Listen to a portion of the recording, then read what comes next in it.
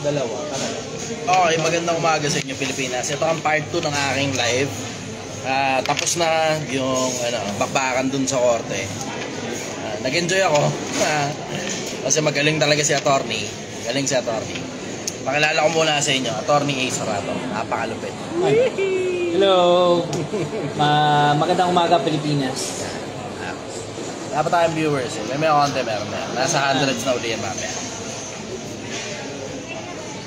Tuloy-tuloy lang habang naghihintay. Numero tayo, Ice Tea. Ayan, meron na. Taong bayan, kumustahin niya. Good morning everybody. Magandang umaga Luzon, magandang umaga Visayas, magandang umaga Mindanao. Magandang umaga sa inyo lahat. Today is a very good day. Today is a very beautiful day. And maaraw pero hindi masyadong mainit. Nasa Baguio kami ngayon. Maganda ang temperatura dito. Akala mo naka-centralized na aircon. Hindi ko lang alam kung mananatiling ganito hanggang kabuuan ng maghapon. Pero napakasarap ng panahon ngayon dito. Andito kami ngayon sa Good Taste Restaurant. Good Taste Restaurant. Yan. Ito yung sinasabi ko sa inyo na robot yung nagsuserve.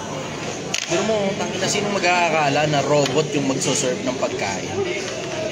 Minsan panahon, imposible yan eh. Pero dumating na tayo ngayon sa panahon na sa sobrang bilis ng teknolohiya. Sobrang bilis ng teknolohiya. Puta, nagsuserve dito, robot na. Shoutout Canada, magandang umaga sa inyo.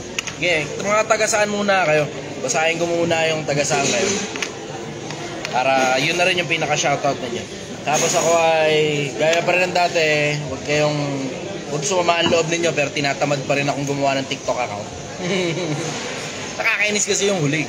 Utang inang yun, nadali. Pa 1 million followers na ako, nadali pa eh.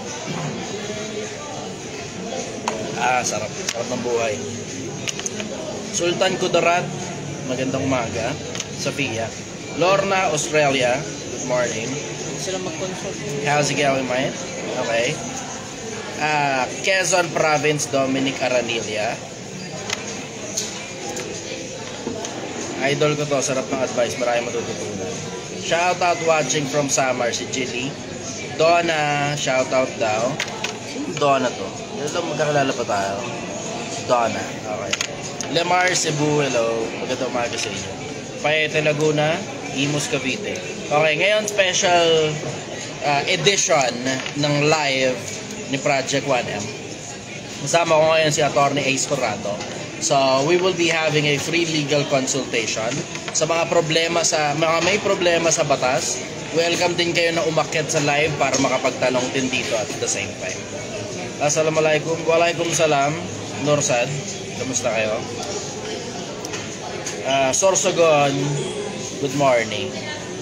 Tata, good morning. Reynaldo, good morning. Marilao, Bulacan, good morning sa inyo dyan, Maymay. Naga City, Camarines Sur, Imelda. Visayas, Barangay Solong, laban para sa bayan. Texas, USA, kamusta kayo dyan? Bicol, pwede kang umidlip muna dyan. Yung trip mo. Lagyan muna ako na po sa perasan. South Korea, Alan, good morning. Okay, sige, meron nang magtatanong. Yung mga gusto umakyat sa live, nandito yung 4 na square sa may bandang gilid. Andyan yung option para mag-request na umakyat sa live. Sige, meron nang magtatanong. Kay Kirby So muna tayo. Kirby So, sana nga alam malakas sa Umaga, Pilipinas. Morning. Morning po. Ito isa sa mga pinakamalulupit na orado, top 10 to. South Korea, ano man sa'yo? Wayne, Canada. Ayan, hindi na ako advice. Ayan na. Ayan, sakto. Okay, babasahin natin ito. Hindi po advice. May nakaget to know ako. Napansin ko na sinabi na di ko daw jowa.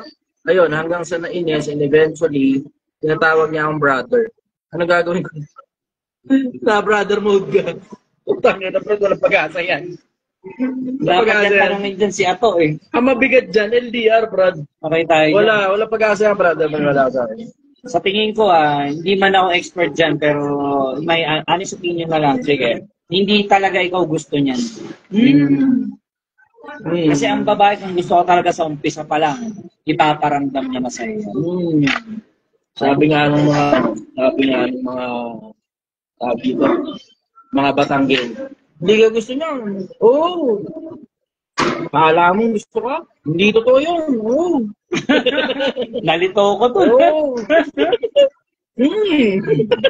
So, ayan, yun lang. Yan, sabihin mo diretso, di ba? Oo. Hindi ka trip nun, bro. Diretso, mubong ka na kagad. Dahil babae sa mundo. Pero fucking 8 billion of us, kalahati doon, kalahati kabilang doon. Teka lang, maisingit ko lang, baka nahihiya po kayong mag-consult sa akin kasi mababasa. Pwede niyo po akong i-consult. Libre to online. I-message niyo po ako sa Attorney Ace Randolph Corrado. Yeah. So may mga legal consultation din ako. Attorney Ace Randolph Corrado. Batanggenya. Oh. Saan? Ikaw, pagpapasa ng Bible ako, di pa alam yan. Saan? Ayan, no? Saan po na pagpapasa ng Bible? Kaninong libro? Personal experience ko. Personal na Hindi ba experience. sa harapan muna? Ganun magbasa, di ba? Hindi. Mahirap. Boring masyado yung Genesis. Okay. Kung sisimula mo sa Genesis. Kasi ako, pag ordinaryong tao, syempre kagaya ko, babasahin ko, harap Sa pinakauna. Pero hindi yun. Kasi Genesis is the creation, di ba? Boring. Okay. Genesis. So ano i-recommend mo sa kanya? Kung ako magre-recommend medyo ma-action, napapakinabangan mo na agad-agad. Simula mo sa kawikaan. Kung medyo mahilig-hilig ka naman sa kwento. Kasi sa kawikaan kasi... Ano hindi siyang kawikaan? Proverbs. Proverbs, okay. Sa kawikaan kasi, bawat verse, mapapakinabangan mo na agad-agad. Applicable in real, applicable na agad. Applicable Day-to-day. na agad. Oo, Okay. day-to-day. Kung gusto mo naman na medyo ahead ka lang ng konti, pwede kang Ecclesiastes. Sa Tagalog nun, ang mangangaral. Ecclesiastes, ang mangangaral. Okay. Simula mo muna doon sa dalawa. Once you get the hang of it, tapos hindi na masyadong boring para sa'yo kasi alam mo yung parang nagkaka-interest ka na, o tsaka mo ngayon banatan yung, I will say, kung ka sa bagong tipakilaman kayo. Ito, sakto. Si Tony Legal na Tony. batas. Sige. Legal yan. Sabi rito, ako nga, boss, ask ko po about land title, pa-share ng kaalaman, boss. Ayun na nga.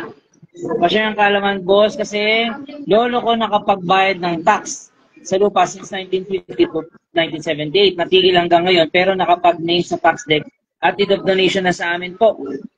May selyo yung old papel galing BIR po. May umaangkin ngayon na sa kanila daw at mapera sila. Wala kasi kaming pambayad na attorney. Okay. Teka lang po. Nandito na yung AI na nag-deliver. Video natin to. Ito po yung AI na nag-deliver. Sasagutin ko po yan. Sasagutin ko po yan. Papakita ko sa inyo. Isang malapit ito. Nandito kami ngayon sa Good Taste Restaurant. Kasama ko si Atty. Star. Gusto ko lang pakita sa inyo to. Ito na ngayon yung, hindi ko alam kung AI ito. AI o, basta robot ito, robot. Nagdi-deliver ng pagkain. Pwede natin kunin. Sabi, oo, baka umalis. Baka umalis yung robot. Okay, so yung robot, yung nagdi-deliver ng pagkain sa lamesa. Papakita ko pala sa inyo. Ito. Ayan o. Ito, AI na nag-serve sa akin. Papakita ko lang sa inyo. Yung robot yung nagdi-deliver. Kita mo yan? Ayan, wala nagko-control. Wala nagko-control. As in galing sa kusina, nilapag lang nila dyan. Tapos ngayon, diniliver sa amin. Robot yung nag-deliver ng pagkain. So, finish na. Pipindutin mo yung finish. Pakita mo na. Pipindutin yung finish daw. Pipindutin yung finish. Ayan, ngingiti. Bye-bye. Bye. Ingat. Okay. Wala nang ko na. So, sagutin natin. Tulungan natin yung kababayan natin. Tulungan natin yung mga kababayan natin. Okay. So, bago mo angkin ng isang land title o isang lupa, dapat po alamin niyo muna kung may titulo, yung kumukupkop o yung nangaangkin. Anong ibig sabihin titulo? Una-una, may titulo ba siya sa lupa? Kasi base sa sinabi mo, lupa ng lolo mo yun. From 1950 to 1970, siya nagtabayad ng amilyar o yung tax debt. So, tignan po muna natin, bumalik po kayo sa Registry of Deeds, baka meron pong nagkaroon ng benta ng lupa na hindi dineclare ng lolo nyo. Sa Registry of Deeds kasi doon nare-register kung sinanla ba yung lupa o binenta po ba o dinonate. Naka-register po yan doon sa Registry of Deeds kung saan po yung sumasakop. So wag po kayong basta-basta maniwala, wag po kayong basta-bastang matakot. Suriin nyo mabuti mga dokumento kung original. Yun po yung may papayo ko po. At saka kung, kaya po, pwede nyo po i-follow up ng consultation, message po sa aking Facebook page. Pwede rin po kayo magpunta sa Public Attorney's Office, libre naman po doon. Magagaling po mga abogado doon. Diyos. Okay. Nakita tayo ng audience ngayon. Okay. Aba, meron pala yan, ha? Meron. Sige. Mas maganda yung sa TikTok. Sige. Yung sa Facebook, maraming glitches. Okay, bago tayo kumain. Yan, sige. Actually, pwede na tayo kumain. Go. Itabi mo. Habang nag-aantay tayo ng kanin na yan. Plato na lang. Set na lang ng plato. Sige, abangan natin. Babasa muna ako habang inaantay natin. Sabi ni Julie, ako daw yung crush niya, idol crush. Ako ba yun? O, Curviso, wala na. Ayan, Curviso. yes, Curviso. Sakto, lumusot. Okay. So, Curviso. Ah, Brother, ang balita, taga saan ka? taga dito sa Quezon City. Quezon City. Okay. Ano tanong mo, brother? Taga dyan ako. Saan sa Quezon City, brother? Dito lang sa may South Triangle. Saan? South Triangle. San Carmen? South Triangle. South Triangle. Bingil lang. Okay, Oo. sige. Hindi, kuha na kayo. Go. Ano Ay, tanong mo, pero brother? wala po akong masyadong tanong sa sa pabatas. Pero lang Okay. po. Thank you Brother Chai kasi may na ako. Nakaipon na ako ng 6 digits. Nakaputa ka na. Yan ay pinapalakpakan. Pinapalakpakan yan. Pinapalakpakan. Kung may tanong man siguro ako. Kung may tanong po ako, Tangina ko, hindi na lang mayaman na mga Pilipino. Tonto ako, putang ina celebration ngayon. Kakain ako ng masarap ngayon dahil sa'yo. Hello, atuloy ako. Kita tayo soon. Oo, sige brother. Baka may mga tanong ka, mapagsilbihan kita. Ang tanong ko lang is nakaipon ako 6 digits. Ito Okay. ba ako resign sa trabaho ko? Wag. Nga. Nakaipon ka 6 digit, pwede ka na ba mag-resign sa trabaho? Wag. Diretsuhin kita, wag, brother. Primary bread and butter mo yan, wag. Ang gawin mo, kung ano man ang gusto mong gawin, pagkakitaan mo muna. Yun muna. Pag kumikita ka na ng halos doble ng kinikita mo sa trabaho mo, tsaka ka ngayon umis ka po. Kasi oo, nakakasuya nga employment, pero alam mo, sobrang secured ng employment, tsaka nga nakaipon ng 6 digits. Sobrang secured yan, brother. Para mapalitan mo yung level of security ng employment, kailangan yung kinikita mo dun sa ibang paraan ng paghahanap buhay mo, dapat halos doble na ng kinikita mo sa employment, brother. Galing boss yung 6 digits galing po sa ibang negosyo.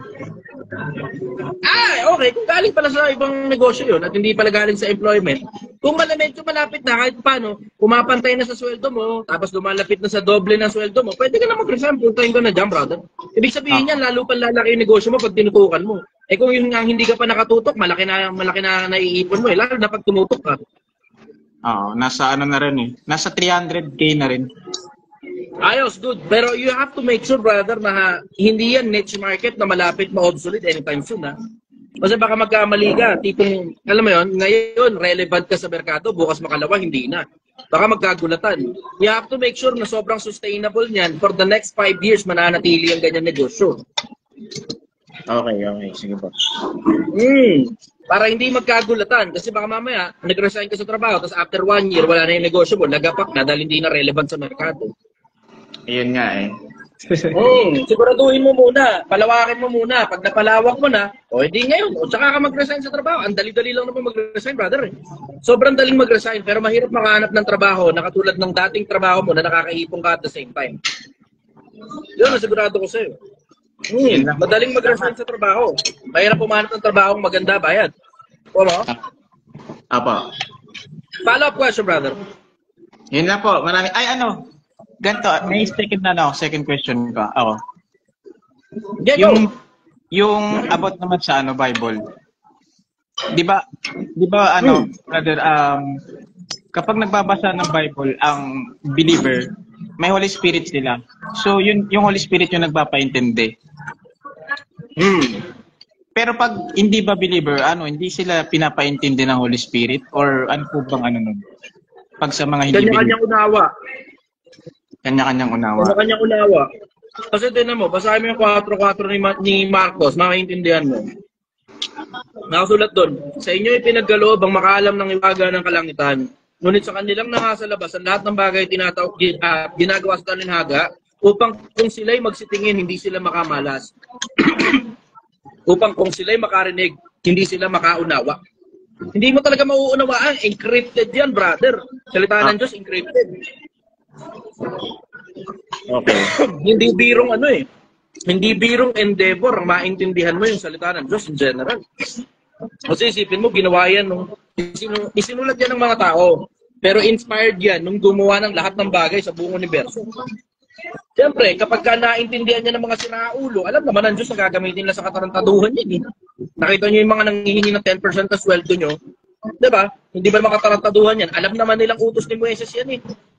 Alam naman nilang, oo, sige, utos yan ng Diyos noon.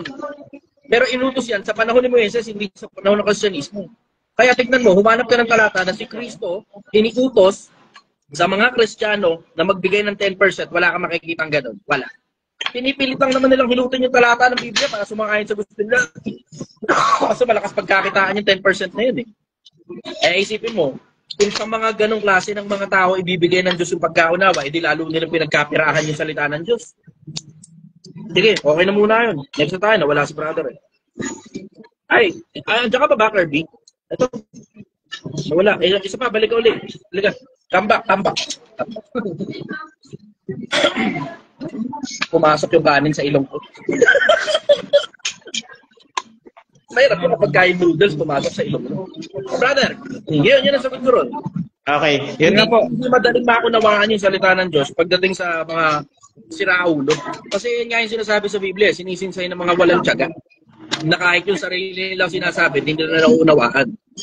Alam mo, katulad lang nung nakarami, nagsasabi, yung ano daw ika, kaligtasan daw ika, sabing gano'n, hindi na daw ika kailangan gumawa. Wala namang nakasulat sa Epeso na kaligtasan sa apoy yun. Alam mo, basahin mo yung buong Epeso 2:8. Wala nakasulat sa kaligtasan sa apoy yun. Eh, hirap kasi sabihin sa mga ibang tao, akala nila, pag sinabing kaligtasan lang sa apoy, wala nang iba. Kaligtasan lang sa parusa, wala nang iba. Pero babasahin mo yung buong kapitulo 2 ng Epeso. Wala kang mababasa doon na yung apoy ng impyerno, kaligtasan yun ng apoy sa impyerno. Kasi hindi pa nga. Hirap sa mga tao, hindi pa nga dumarating yung paghatol, biglang ligtas na kagad kayo. Huwag nyo kakalimutan, papaalala ko lang sa inyo, lumitaw minsan panahon si Judas, sumampalataya din. Huwag naman sabihin hindi sumampalataya si Judas. Kasi nakakasama nga nila Kristo eh. Diba? Nakakasama eh. Sasama pa naman yung tao na yung kung hindi sumasampalataya. Pambira naman kayo. O huwag nyo naman sabihin sa akin maliligtas kahit si Judas. Ewan ko sa inyo, bala kayo sa buhay nyo. Hindi na daw kailangan gumawa para maligtas. Tama talaga yung sabi nung kanta eh. May mga kumakalat na balita na ang kaligtasan ay madaling makuha. Akala nyo lang yun, madaling makuha kaligtasan. Yun ang akala nyo. Anyways, follow-up question, brother. Wala na po, yun lang po. Salamat po. Okay, thank you, brother. Bye-bye. Thank you.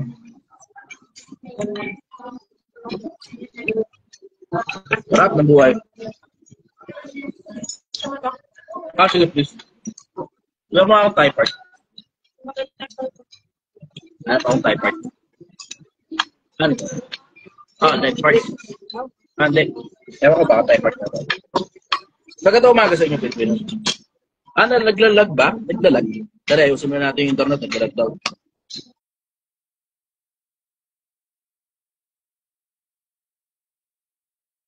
Okay na siguro.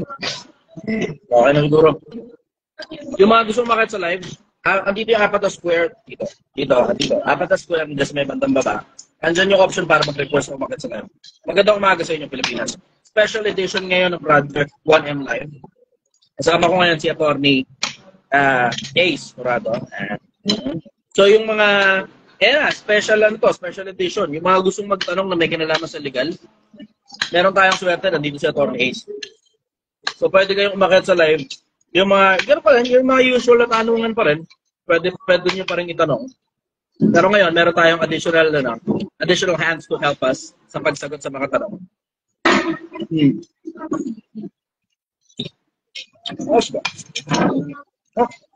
Ano agahan mo, Pilipinas? Anong ulam nyo kanina? Anong ulam, idol? Meron kaming chop suey. Meron kaming, anong tawag dyan? Chicken? Ito, butter chicken. Chicken sardine. Butter chicken. Butter chicken pula? Ibang kulay dito sa Baguio. Pag umawa ng Maynila, may plano yung kulay. Buttered na naka-sweet and sardine na isa. Tapos meron tayong ang tawag dito. Anong adobo? Adobo. Fried adobo yan. Fried. Adobo may With chili. Bell pepper. Welcome to Baguio. Mga good taste po kami. Gusto ko dito na good taste. Kasi mura. Masarap. Masarap. Maraming serving. Maraming serving. Ito lahat na to, pagkain namin. Gano'n to? 1 for 1.6. 1.6. Ewan ko, iwan naman nagbayad. Delivery lang ako ni Atty. Isi. 1.6 to, 1.6. Lahat na to, 1.6 lang. Imagine mo, 4 na kami kumakain. Good for 6 person to. 1.6 lang. Kasama pa tayong bouncer. Bouncer pa ako. Brother, patingan ko na. Pakya mo kasi ng lahat mo. Wala, baka gawin eh. Baka gawin eh. Nantik na. Nantik na. Tayo dyan. Wala akong basyon ngayong araw. Hindi bago ko. Walang basyon. Oo, ano. Nabi na niya. Wala, no? Effective na panakot ka pala, no?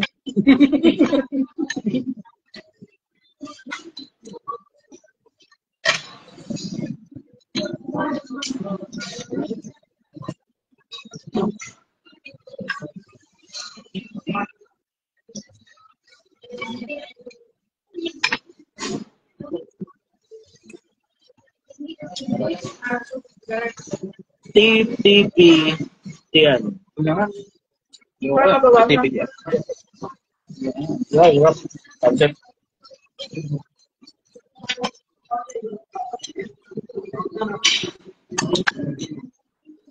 Kasi masarap pag pinamay. Brother, good morning. TTP yan. Hello, Sir Chai. Tagasong ka? Rinig po ba ako? Hindi ka talaga. Tagasong ka, brother. Ayun, question lang, Sir Chai. Mas okay po bang mag-invest sa stocks yung nag-earn through dividends? And mas maganda po ba siyang parang retirement fund or pang passive income po? I will say okay siya na passive income in the sense na kapag tumaas yung presyo, maibebenta mo sa mas mahal na halaga. Pero blue chip ka doon. Ang hirap kasi kapag ka pink sheets. Kung alam mo yung pinagkaiba ng dalawa, yung blue chip, ito yung mga pinakakilalang kumpanya. Yung mga pink sheets naman, yung mga kilalang kumpanya, SMDC, PLDT, Jollibee Foods Corporation, yung mga ganun, okay yun. Ang pink sheets, okay din naman, volatility-wise. Volatility, ibig sabihin, yung paggalaw ng merkado. Pero ang problema mo nga lang, sobrang high risk ng mga pink sheets.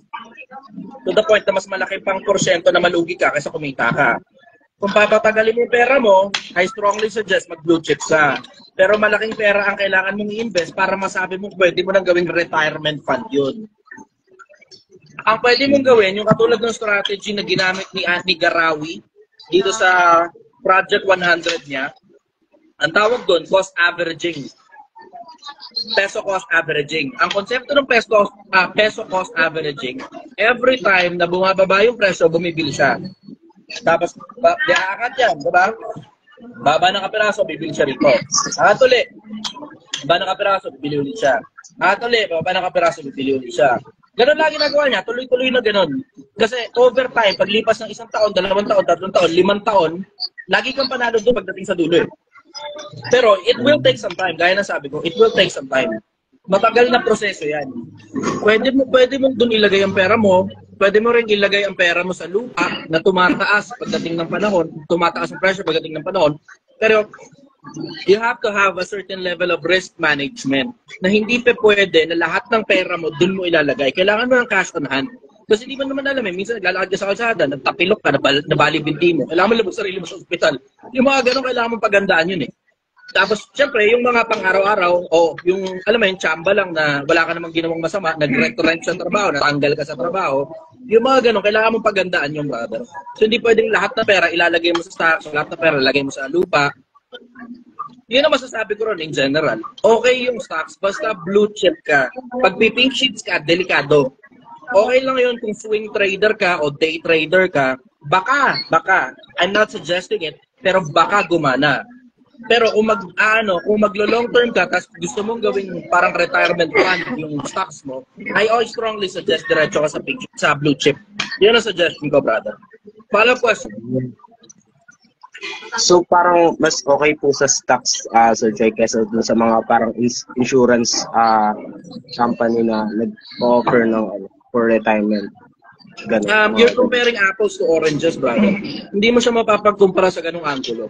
Kasi, pwede mong sabihin, okay, sige, blue chip yan. Pero every now and then, bumababa pa rin naman ang blue chip. You're comparing apples to oranges. Ano ibig sabihin? Hindi ko naman alam kung anong klaseng insurance yung tinutukoy mo at hindi ko rin alam kung saang blue chip stock ka mag-i-invest. Kung mapapag-usapan natin yung personal, tapos ilalatag mo sa akin yung detalye na nasa isip mo, makakapag-suggest ako. Pero sa ganun, hindi ako makakapag-suggest kasi very general. Maraming iba-ibang klase ng insurance. Merong insurance na katulad ng full, merong insurance na parang, alam mo yun, naka-invest yung pera ng insurance company sa maraming mga blue chip stocks na, anong tawag doon, brother? Yung parang common fund, parang ganun ang dating. Nakalimutan ko anong tawag dun eh. Basta yun yung ganong konsepto. Merong mga ganon na pag nilagay mo yung pera mo sa insurance, sila nang bahala mag-trade ng stocks kasi tinitrade yung stocks tapos may dividendo ka, may makukuha ka. Pero hindi ko alam kung anong insurance yung tinutukoy mo at hindi ko rin alam kung anong coverage ng insurance na tinutukoy mo. Hindi ko rin alam kung anong mga stocks ang bibilin mo sa stocks market. So ang sagot ko sa'yo, hindi ko mas sasagot ng diretso, you're comparing apples to oranges. Ay, si Sir Jay. Ayun po, si Sir Jay. So, may bala ko rin po parang okay po ba yung business na day trading? Slowly, ma-migrate po ako sa day trading from employee as a day trader. Okay po ba yung ganun approach, Sir Jay? Hindi ko masasagot din ng diretso. Kasi hindi ko alam kung anong strategy mo for day trading eh. Kung scalper ka lang ba o trading the news ang ginagawa mo o technical analysis ang ginagawa mo, fundamental analysis ang ginagawa mo, hindi ko alam kung anong strategy mo, brother. So hindi ko masasagot in general. Ang masasabi ko lang sa'yo, yung sa mga pinaka-effective na strategy stocks, tawag nila peso cost averaging. Yung konsepto ng peso cost averaging, mahabang panahon ang binibilang nun. Tapos bili lang ng bili yun, bili lang ng bili, bili lang ng bili. Ganun yung konsepto. Kasi in the long run, sa loob ng 5 taon, most likely, panalo ka pa. Parang katulad ng ginagawa ko ngayon sa pera ng Project One. Gusto ko nga ilabas sa inyo yun eh. Kasi yung pera ng Project One ngayon, yung 200,000, gusto pera ng Project One. Kasi nasa 600,000 yung pera ng Project One. Merong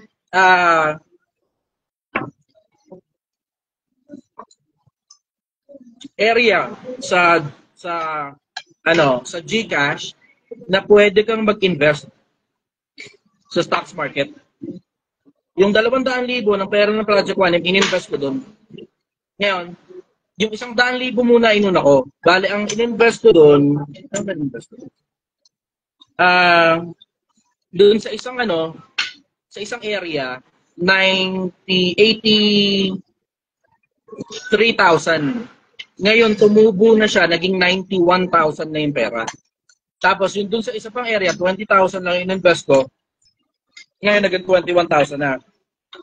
Tapos, dun sa isa sa mga pinakamalalaki na kumita, nag-invest pa ako additional 100,000 dun.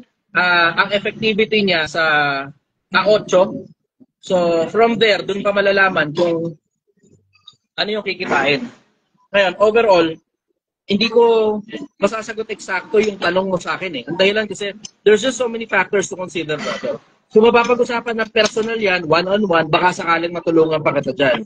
Pero kung nasa live tayo, hindi ako makakapag-suggest in general, rather, very specific.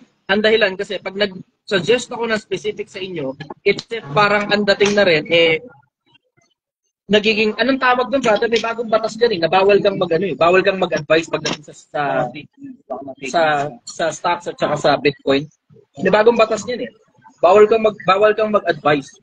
Kasi hindi ka naman licensed broker, hindi ka rin advisor.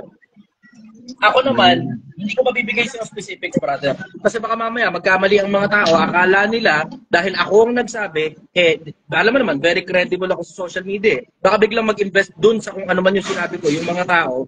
Tapos ang worst case scenario niyan, pakina biglang bumaba, kasalanan ko tuloy. Ayoko magkaganon. Kasi kaparehas halos na religion yan eh. Hindi ko naman alam kung ano gagawin ng mga tao sa loob ng religion. Hindi ko rin alam kung ano gagawin ng mga tao sa loob ng stocks market in general. So, hindi ako makakapag-suggest ng kahit na anong very specific. Ang masasuggest ko sa iyo, brother, aral ka muna ng marami. Aral ka muna ng marami. It will take some time. Probably a year or so. Kasi ako, nag-aaral muna ako, 2 taon muna eh. Sinaga ko muna, 2 taon muna ako, aral lang muna ng aral, aral lang muna ng aral. Tapos barya-barya lang muna yung nilalagay ko. Aral ka ng marami. Tapos ikaw na rin sa sarili mo, hindi mo na kailangan magtanong sa akin. Aral ka muna ng marami. Yun ang masasuggest ko. 2 taon ko munang inaral yan. Yung stocks, yung foreign exchange, bago ako naglagay ng totoong pera dyan, tapos barya-barya lang muna. Barya-barya. Tapos hindi pa pwedeng, Pilipinas, walang, ang masasabi ko sa inyo in general, walang instant. There's no such thing as fucking instant na parang bigla na naging milyonaryo. Huwag ka maniniwala sa mga putang inang nagsasalita sa social media na nag-invest ka ako sa gold, bigla ako yumaman, kaya akin na pera nyo, invest natin sa gold. Nag-invest ako sa stocks market, bigla ako yumaman, akin na pera nyo. Nag-invest ako sa Bitcoin, bigla ako yumaman, akin na pera nyo. Pag sinasabi ng tao, akin na pera nyo, nakabotang ka naman, mas malamang na scam yan, diretsahan. Mas malamang na scam yan. Pag ito, hinihingi ang pera ninyo at nagpapanggap na yumaman siya sa stocks market o sa market in general, tangina mo, yumaman ka pala sa market. Anong gagawin mo sa pera ng ibang tao? Di magpayaman ka, gamit mo sarili mo strategy, unggoy. Ba't kailangan mo yung pera ng ibang tao? Upang inan ka mga tao na to. Ang dami camera sa social media, ingatan nyo sarili mo sa ganun. Huwag nyo kakalimutan, papaalala ko lang uli sa inyo. Pag hinihingi ang pera ninyo ng isang pirasong tao, mas malamang na mas scam kayo niyang hayop na yan. Siguro kung pagkakatiwala nyo sa katulad ng GCash, ganun, baka may pag-asa ka pa. Pero kung papagkatiwala mo sa tao, individual lang yung kausap mo, putang ina. Mas malamang na hindi na bumalik sa iyo il-invest mo. Fly lalo na yan. Yun masabi ko rin, brother. Follow-up question. Yun lang po sa Chay. Siguro pagka pumunta po ako dyan sa Domsa, matatanong ko po ng mas malalim. Ayun lang po. Maraming salamat po sa Chay. Specifics kapag magkaharapan tayo. Mayroon pag-usapan kasi kapag ganitong live kasi baka akala ng tao, sinasabi ko, mag-invest kayo sa ganong kumpanya. Wala akong sinabing gano'n, mag-invest kayo sa anumang kumpanya. Kahit nga sa akin, wala naman ako ini-investment sa inyo. Okay na? Okay na po, Sir Chay. Ayun lang po. Maraming salamat po. Thank you very much, brother. Bye-bye. Thank you po. Bye-bye po. Kenji Galardo.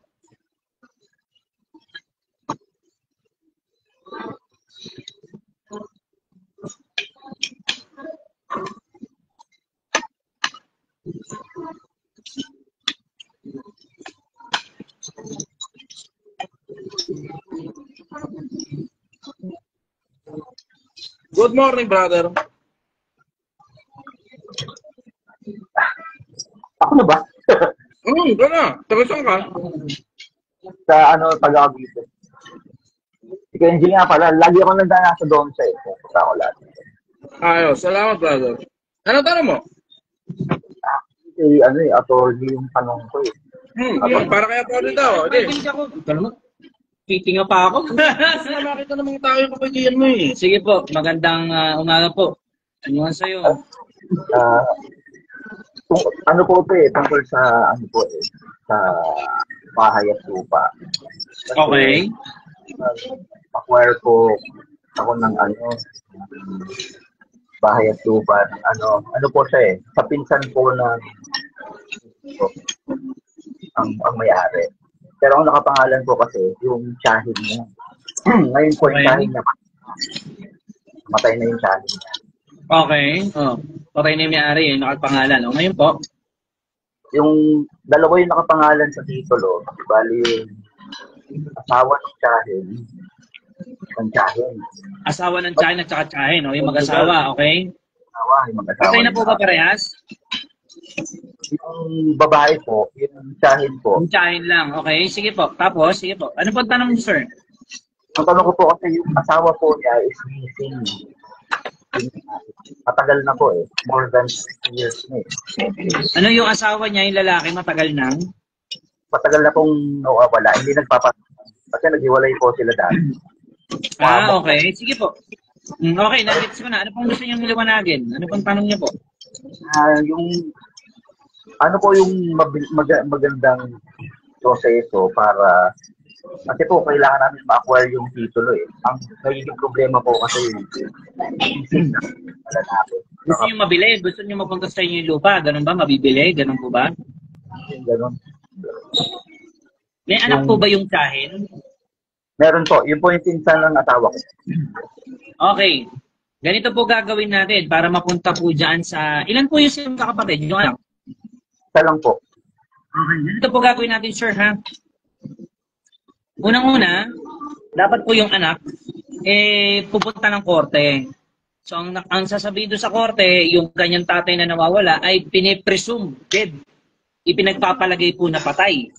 Para po ang mangyayari, kung mapakita nung pinsan niya na pinipresume na patay na yung tatay o yung isa sa may-ari, then, by law and succession, mamamana po yun ng anak. Yun yung pinsan. Pagkatapos po ng pinsan, pwede na po siyang mag-execute ng affidavit of sole heir. Tapos, pwede niya na ngayong ibenta yan sa asawa mo. O pwede na niyang ma-acquire yung property. Dahil yun na yung proseso po. Actually po, nabayaran na kasi namin. So, ang problema din po kasi yung pinsan niya po, is wala na po sa Pilipinas, nasa Canada na po. Sir, kahit nasa Canada po, pwede mag-execute ng STA, tapos kukuha ng abogado, kahit hindi po siya dumating, okay lang po yun. Alam na po gagawin ng abogado yun sa korte. Pero yun po yung basic na rule ang kailangan. Declare mo na yung tatay na presumed dead dahil hindi na mahanap. Pag na-declare ng court, o sige, pinagpapalagay natin patay yung tatay, automatic by law and succession, namana ng anak. So yung anak, mag-execute ng SPA, kung saan pinapayagan kayo magproseso ng transfer, filing in court, yan po yung mga matters. At alam na po ng abogado na kukunin nyo kung paano gagawin kahit wala po yung petitioner. Okay? Ilan po ba? Thank you. Kasi problema talaga kami, baka mami biglang magpakita. O yan na po yung solusyon sa problema ninyo. O di ba, na-tsempohan lang po na nanonood at magkasama po kami. So yan na po yung solusyon nyo sa matagal nyo ng agam-agam. Kung may katanungan po kayo, follow-up message nyo lang po ako personally sa aking Facebook page at saka po sa mga nahihiyang mag-comment. Pwede po kayo mag-follow sa aking Facebook page. Pwede po kayo mag-consulta. Pwede naman po. Okay? Sige po, attorney. Sana po, marami po na ninapulot po bang aral? Ay, marami po. Lagi po ako nakikinig dyan. Kahit wala po dito yung anak ha, pwede pong gawa ng solusyon yan. Okay? Para po maging na yan. Good luck po. Good luck po sa court case. God bless po. Okay. Thank you. Follow mo ako. Yun lang. Attorney Ace Randolph Curado. Pakita natin. Attorney Ace. Ito po, dito po. Ayan, dyan. Sige po. Yan, follow nyo na ako dyan. Lahat kayo 1,000 na nanonood. Madali lang po i-search. Follow-up question, brother. Wala na, Brad. Yun lang. Okay, thank you very much. Salamat po madami. Thank you. Bye. Ano, pa-flash ako na rin. Kasi hindi kita yun. Ganun ba? Ikaw na bahala. Follow niya sa Attorney Ace. Ito yung Facebook niya. Attorney Ace Randolph B. Jurado. 77,000 followers. Attorney Ace. Attorney. Okay. Good morning sa inyong lahat, Pilipinas. Hindi ko pala nakikita rito. Ilang minuto na ba ako naka-live? Paki-comment niya. Ayun, 39 minutes. Hindi mo alam. Araw-araw ko pa naman nag-live. Pambili naman. Hindi ko alam. Hindi naman ako sobrang techy. Medyo techy lang. Winbad.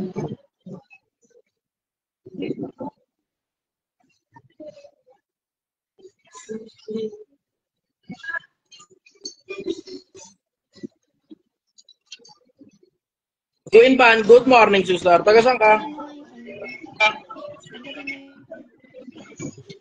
Hello.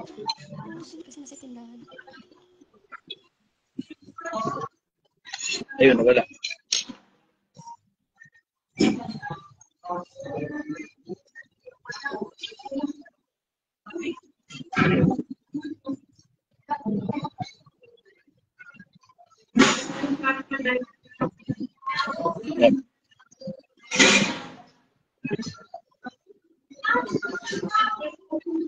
Yung tanong. Oh. Attorney, okay na po ba naging kaso ng daddy nyo during past administration? Kilala ka. Oy, thank you. Kilala ako na ito ah. Pati pamilya mo, kilala. Oo nga, past administration. Okay naman po. Saan ba?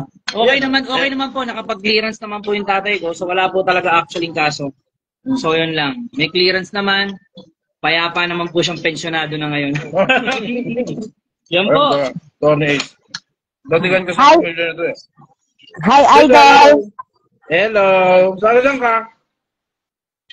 Pwede magtanong kahit nakain ka? Oo, sige lang! Hindi naman ako maarting tao. Lagi ako nanonood sa ano mo, sa mga vlog mo. Ang tanong ko lang po, paano kaya kami dahil sa sahod namin, each 400 lang, 12 hours pa kami. Paano pa kaya kami may karapatan mo ba kami mag-declare sa labor? Nagreklamo? Maganda to. Kaya Tony Ace to. Tony, 400 ang sahod, 12 hours ang trabaho. Nagtatanong siya kung may karapatan daw ba silang mag-request sa labor. Ilan po bang empleyado kayo? Siguro hindi kami umabot ng 10, nasa 7-6 lang. Oh, ayan po. Pwede naman po actually. Pwede kayo pumunta sa labor. Maaari pong hindi kayo pasok doon sa minimum. Basta kasi may mga requirements po yun, ma'am. Example, dapat may certificate ka from the barangay na ikaw ay isang micro-business. Tapos nire-report ko yun sa DOLE. So kung hindi po siya nakapag-comply doon, pwede niyo pong ireklamo yan doon. Para mabigay po kayo. Baka mamaya po hindi natin alam, itinatago. Again, maaari po ito ay base lang sa statement. Baka maaaring hindi niya lang dinideclare na marami pala siyang empleyado. And then, you are entitled sa minimum wage. So yun po yung pinaka-the best doon. Pwede niyo pong patawag siya sa DOLE para siya po yung mag-disclose, magpapakita ng mga kaukulang dokumento na ako po ay exempted na magbigay po ng minimum wage. Kasi ito po yung mga requirements under the exemption. Yun po yun lang. Pwede niyo pundali sa DOLE at sa DOLE po, checklist lang yung mga yan. Kailangan po ba, sir, ilang empleyado kami ang magreklamo para Kahit isa lang ma-aprubahan po. kami? Okay lang po yan, ma'am. Wala pong pinipili ng dami yan, ang DOLE. Yan po ay napakabait at napakabuting ahensya na para talaga sa mga manggagawang Pilipino. Hindi na po ako hanapan po ng requirements or ano? Ma'am, magdala po kayo ng ID, magdala po kayo ng payslip kung meron. Kung wala po, ma'am, wala naman tayong magagawa doon eh. Basta pumunta po kayo doon at pwede po kayong i-assist. Kahit gwardiya lang po, magaling na po doon. Okay po. Thank you Yes, po. ma'am. Yun lang po, Idol. Thank you. Ayan, yun ang program sa kanya yan. Follow person, sister. May follow person ka pa? Ayun, nawala na siya ng kusa. Winban?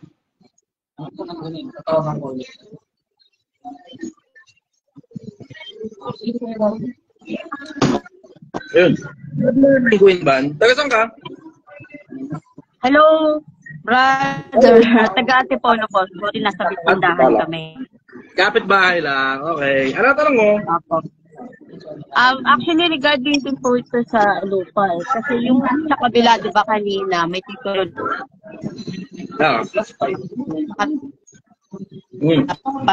Nagpuputol-putol na siya pa ayos ng signal.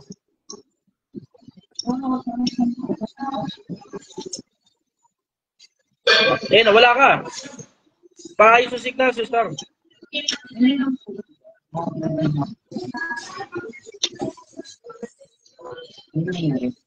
When ba nawala ka?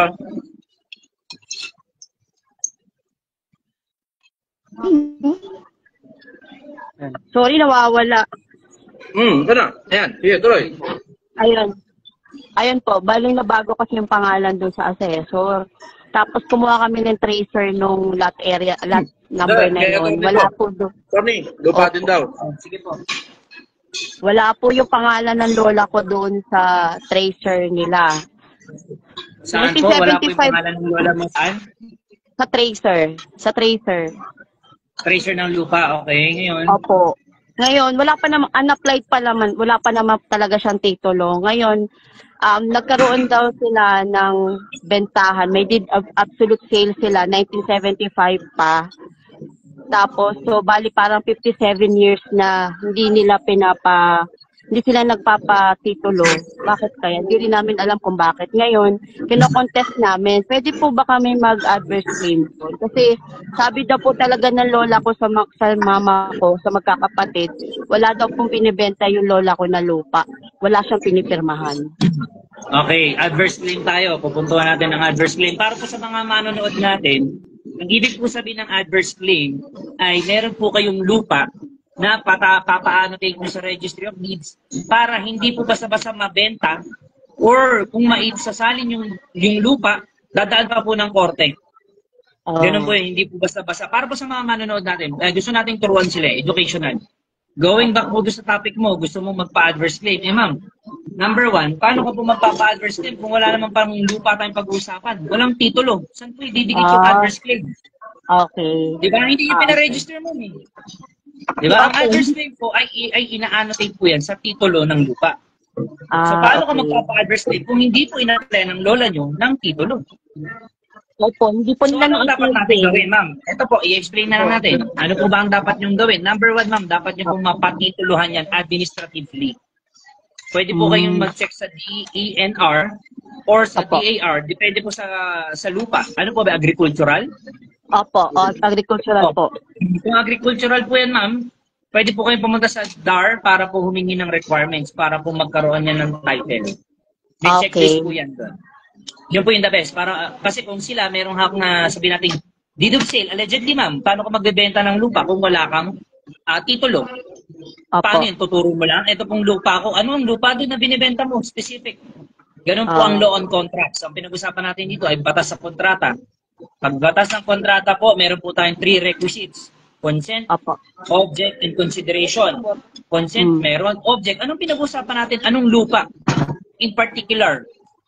Or consideration, anong halaga? Kung wala po silang mapakitang kontrata or deed of sale, pwede mong ipagpalagay, ma'am, na wala talagang deed of sale. Kasi di ba, kayo yung unang nag-cultivate doon, kayo po yung unang nagsasakop, nag-occupy. So, maganda pong gawin, ma'am, ma-establish nyo yung taga kayo nag-occupy doon, kayo po yung nag-harvest, kayo yung nag-cultivate sa lugar na yan, for how many years? I-apply nyo na po sa may DAR or sa DNR, Concerned Government Agency. Checklist lang po yan. At baka sa inyo pa po ma-award yan. O sunod-sunod, attorney question lang po. Alam na naman, basahin mo. Ito tagabasa. Ako tagabasa. O ma'am, follow nyo lang sa Facebook ko. Ha? Okay, follow ko. Salamat po. Alam ko na gagawin niyo. Thank you. God bless. Okay. Attorney, question lang po. Alam ko po priority ang solo parent regarding sa leaves. With regard sa bata, totoo po ba na performance-based po ba para ikaw ang ma-priority? Kahit birthday ng anak ko, most of the time, the client business need daw po. Totoo po ba na company prerogative pa rin pa siya? Company or management prerogative. Under the law po, ang solo parent leave ay hindi po yan yung priority. Wala pong yung specific dyan ang batas natin when it comes to leave. Sa maternity leave ba, sa paternity leave, sa solo parent leave. So ngayon, dapat gumawa ng scheme or rotation kung sino mag-duty ng araw na yun. So provided, syempre, may ample time ka na nag-a-apply ka ng leave. Nang ganun po. So wala po yan sa priority or sa performance-based. Kasi hindi naman po yan in-specify sa batas na dapat may ganitong requirements. If the law is silent, neither do I. Neither do us. Ibig sabihin nun, kung ang batas ay hindi naglagay ng requirements, so hindi rin kami obligado o wala rin kaming karapatang maglagay ng additional requirements. Okay? So, going back doon sa pinag-usapan natin, pwede po yan i-grant sa inyo na wala pong qualification. Kung mag-leave ka, mag-advance na mag-apply ka ng leave para magkaroon ng rotation kung sino yung mag-duty ng araw na ikaw ay nag-apply ng leave. Dapat ganon. Kung hindi naman, kung sa tingin mo dapat mo, ipaglaban mo, you can go to DOLE, nearest DOLE, or ang tawag natin dyan, Regional Arbitration Branch ng DOLE. Yun sumasakop sa opisina mo, sa lugar ng opisina mo. Walk-in lang po yan, checklist lang po yan doon. Okay? Wala pong qualification ang yun, sa performance-based ang solo parent. Siyempre, provided solo parent ka, ha? Pero kung sa performance-based priority, rotation na lang po yan kung sino po ang papalit during your leave. During your requested leave, ha? Okay? Okay po. Ayos. Alam ko talaga po. Ako, 3 tip ko sa inyo dyan. Una, galing mo sa trabaho. Pag magaling ka sa trabaho, you are more likely pag-pick yan.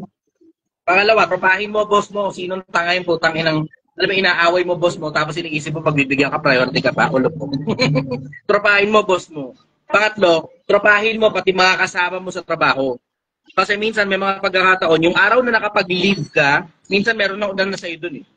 Na, pwede ka mag-request change lang. Palit kayo ng araw ng leave. Ganon. Yun ang 3 tip ko sa inyo. Dagdagan ko ng pang-4. Pang-4, go. Tropahin mo yung asawa ng boss mo. Isumbong mo doon. Kurado. Lalo na. Patay. Ilaglag mo. Noted daw. Ilaglag mo. Ano yun eh? Last option na yun eh. Pang-blackmail yun eh. Balot na. Jan Santad. Bilang ko tayo? Last na to, Jan Santad.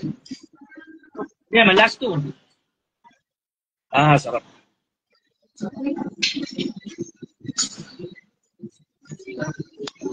Napakasarap. Grabe, okay naman to.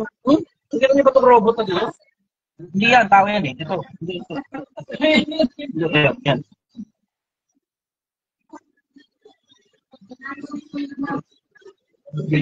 Dilog na. Hindi mo na kaya ako. Tapos take out na lang lab. So, pakain namin sa AI. Pakaramdam ko, bloated ako. Pakain ko sa AI. Pakain ko kain. Okay ka lang doon. Kung may lagi ka nagsishare, nagko-comment ha. Kahit wala akong ginagawa, magko-comment ka lang. Follow nyo pala, Attorney Ace. Attorney Ace Randolph Vio Randolph. Ayos ang combination nyo mga sir. Sabi ni Aladdin. Salamat. Aladdin. Aladdin eh. Aladdin. Yung mapakita mo, Aladdin. Ano po diskarte? May sari-sari store ka po sa inyo after a month or years, ang dami mong kalaban sa sari-sari store. Kumbaga, baka na-inspire siya sa lakas ng tinta mo. Salamat. Ganyan din yung nangyayari sa akin doon sa Project 1M. Kung nakikita nyo, dami ko kompetensya doon, di ba? Ginagalingan na lang namin. Kami pinakamagaling doon. Kami pinakamagaling na salesman. Kami pinakamasarap na sinigang na baka. Kasi alas wala namang sinigang na baka ron. Kami lang din may pinakamasarap na sisting na baka. Kasi alas wala rin sisting na baka ron. Bibigay ako ng tip din. Magbibigay din ako ng tip. Hindi man ako negosyante. Na-inspire ko sa mga tanong mong gaganda. So, anong gagawin mo? Dapat meron kang advantage sa mga kakompetition mo. Sa competitors mo. Kayo, puro kayo, sari-sari store. Yan. Ang gawin mo, syempre, dapat habang natitinda ka, sinasayawan mo, kinakantahan mo. Di ba? Kasi siyempre, bibili ka, tapos ganda ng boses, talagang babalikan mo dun. Abogado ka talaga. Di ba? May premium ka, may premium. Kumbaga, kung pantay-pantay lang kami na 150, may magandang boses doon, pupunta ka ron. Hindi, bakit ito tip lang, hindi naman bago to eh. Bakit merong mga sexy babae na nagbebenta? Saan ka bibili? Saan ka bibili? Doon sa ordinaryo lang o doon sa may pinapakitang marami pa? Sa lalaki din, ganun din sa lalaki. Di ba nga, nagko-komento ka lagi doon, palabas. Hindi yung palabas ng ganun? Magbebenta, di ba? Sa lalaki din naman, syempre, kung bibili ka lang sa ordinaryo itsura o sa gwapo. Di ba? Kaya dapat magpagwapo ka. May advantage.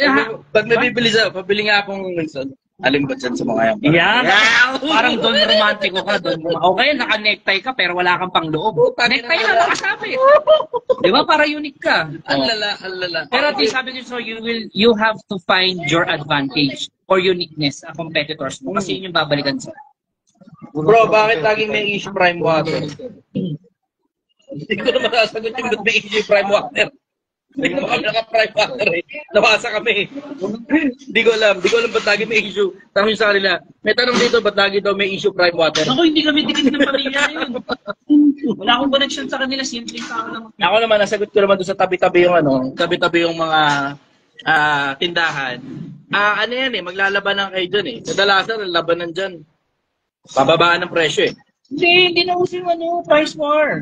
Hindi, magkakatabing tindahan. Within the location lang to, within the vicinity. Pwede kang lumaban ng gano'n. kung ano, ang masasabi ko, pwede kang lumaban ng ganun. Kung meron ka makukuha mababang supplier, that's even better. Hanap ng supplier regular, hanap ng supplier regular, hanap ng supplier regular. Isama mo na rin at the same time na dapat tinotropa mo yung mga kapitbahay mo. Para, kumbaga, mas mahal man konti sa'yo, mas mahal sa kabila, eh dahil gusto ka nila, sa'yo pa rin sila bibili. Loyalty, kumbaga, loyalty. Dapat malaman ninyo ngayon kung paano gumagana loyalty. Ganon kasimple yun. Kakausapin mo regular ang customer mo, siguraduhin mong regular din silang, PR ka sa kanila. Ayan, importante yan, sobrang importante yan. Yun, sobrang practical no, di mo na kailangan maglabas pa ng tangan ng susod, dede. Hindi mo na kailangan. Hindi na kailangan yun. Kahit hindi ka pogi, basta ikaw ang paborito ng mga kapitbahay nyo, sa inyo pa rin babalik. Ka, nagiging close. Tapos, syempre, obvious naman, may mga malalaglag na customer every now and then. Kasi, syempre, mas mura sa kapitbahay. Pero kung, alam mo yun, kung tropa ka ng lahat, sa'yo pa rin babalik yan, sa'yo pa rin bibili yan. Parang katulad lang din sa amin, di ba? Ang dami na namin regular customers, kahit nung panahon na bumabagyo, kahit nung panahon, brother, nakaka-4,000 pa rin yun, kahit nung bumabagyo. Hindi, kumbaga, average namin sa isang araw kapag talagang mahina, nasa mga 13,000. Pero hindi ano yun, hindi neto yun. Ano yun, benta. So, gross yun, gross. Ang average namin, nasa mga 13. Pero, nung mga panahon na bumabagyo, dahil regular customers, yung mga katabi ko, swerte na maka 2,000, 3,000, kami nakaka-4,000, 5,000, umabot pa ng 7. Kasi nga, may mga regular customers na. Ayan. Lim Flores.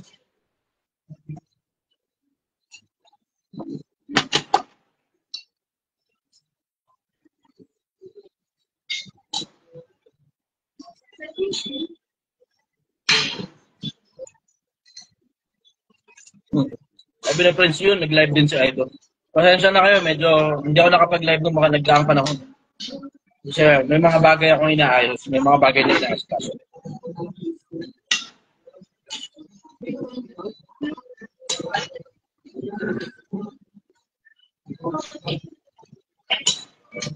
Wala si Lim Flores. Uy, sino nagbayad? Ako ang nagbayad eh. Tagal mo. Nung pa yung taong bayan, kasi sa akin. Nilibre ako ni Attorney Ace. Maraming salamat, Attorney Ace. I love you, brother. Totoo yan. Nilibre ako ng pagkain. Pinapanggap mo pa eh. Kumita ka sa 700K na. Wala pa 700, 600 may kita. O, di, ikaw na marami pang bayad. Ay, panginang yun. Pero yung taong bayan yun eh. Hindi mo gagalaw. Bigyan mo sa akin. Pera nga ang taong bayan eh. Tapos pag may mga nakakasuhan dyan, ipinance mo. Ako kunin yung lawyer. Wala na, okay na.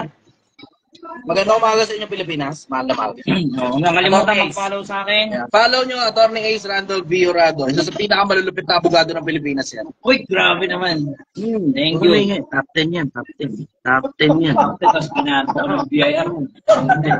Hindi, top 10 yan sa mga malulupit na mataas ang grade. Hindi maraming pera, mataas ang grade. Mataas na ako sa bar. Mataas ang grade. Top 10 yan. Kami. Labi ko